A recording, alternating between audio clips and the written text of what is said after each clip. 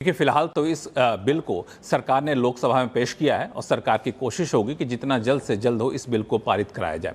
एक बार ये बिल संसद से पारित हो जाएगा, कानून की शक्ल ले लेगा, तो पूरे माइनिंग सेक्टर के लिए बहुत ही पॉजिटिव खबर होगी। पॉजिटिव इस मायने में होगी कि राज्यों को माइनिंग एक्टिविटी पर टैक्स लगाने का जो अभी असीमित अधिकार है उस पर अंकुश लग जाएगा। राज्य मनमाने तरीके से बेतहाशा टैक्स नहीं लगा सकेंगी और यहाँ पे केंद्र सरकार कई सारे वहाँ पे शर्तें लगा देंगे, जिसके तहत राज्य सरकार उसी शर्त के तहत ही टैक्स लगा सकेंगे, यानी ज़्यादा टैक्स नहीं लगा सकेंगे।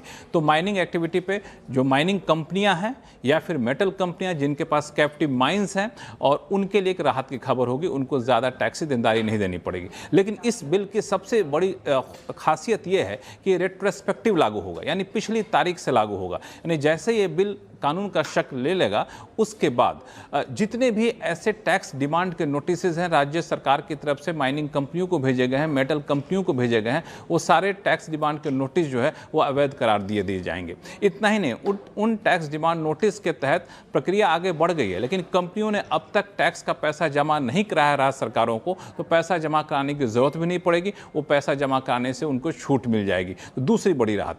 तीसरी बड़ी राहत यहाँ पर यह होगा कि सेस लगाने की जो मौजूदा प्रावधान है, जो ढांचा है, उसमें बड़ा बदलाव किया जाएगा, तो भी माइनिंग सेक्टर के लिए एक बड़ी राहत की बात कही जा रही है। इन सबसे बड़ा फायदा ये हुआ कि माइनिंग सेक्टर में निवेश आएगा और लोग वहां पे पैसा लगाएंगे और माइनिंग एक्टिविटी में बढ़ोतरी देखने को मिलेगी। अब इन सब के पीछे सबसे बड़ी वजह ये थी 2025 का सुप्रीम कोर्ट का फैसला।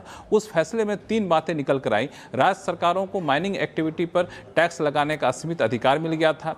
जो रॉयल्टी होती है, रॉयल्टी और टैक्स एक समान नहीं है, दोनों अलग अलग चीज़ें हैं, ये साफ हो गया था। उसके बाद माइनिंग सेक्टर की कंपनियों को हमेशा अंदेशा रहता था कि राज्य सरकारें कहीं ज़्यादा टैक्स लगा देंगी, रॉयल्टी काफ़ी ज़्यादा बढ़ा देंगी। लिहाजा केंद्र सरकार ने कानून में बदलाव लाने का फैसला लिया। अब MMDR एक्ट में बदलाव करने का प्रस्ताव लोकसभा में पेश किया गया है और जैसे ये प्रस्ताव पारित होगा तो माइनिंग सेक्टर को एक बड़ी राहत मिल जाएगी। शुक्रिया।